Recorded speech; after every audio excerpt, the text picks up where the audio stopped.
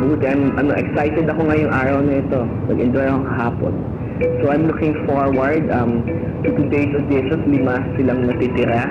And medyo push ko si Maymay at saka si Edward kasi doon sa yung ginawa nilang task earlier of ginagaya nila si Miss Ken. Sa kanilang lahat, parang silang dalawang malaking potential. So, itetest ko yung potential na yan. Medyo ipupush ko yung dalawang yan. Salamat, Direk. Natutuwa ako sa mga nadidinig ko sa inyo. How do you feel? So we're going through so many different things so quickly. But you want to be an actor, right? Oo. And when artista, ilang beses yan the whole day, right? Kaya mo? Oo. Kaya mo? Oo. Okay. Sige po. Sige, Direk.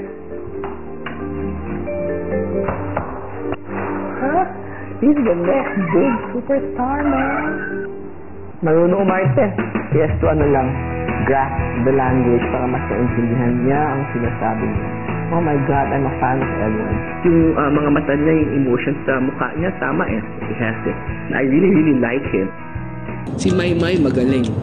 Mahusay yung batang yan. Nagawa niya lahat ng mga emotions niya. Kaya lang, ang kiti-kiti. Nakakatuwa lang yung kanyang innocence. You know, she's so pure. Paglabas niyo. Magpipresenta bilang leading lady niyo. Magaling po ako, direct. Kita niyo naman, prepared ako. Pwede po, direct? Something. Sige nga. Tsaka itong Maymay na to, hindi ito bagay maging leading lady. Doon ka nga, sa likod ka, doon ka. Sige nga. Ay! Ay, wala na. Ay! Uy! Oh, nagsuklay ka ba?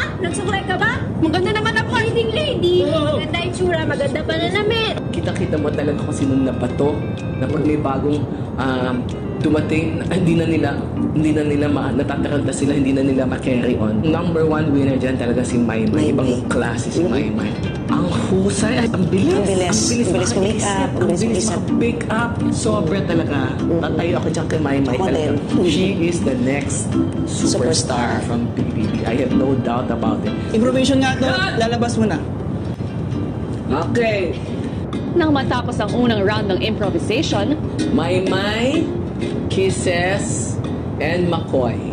Very good kayo. Okay? The two of you, Edward and Tanner, you're the heart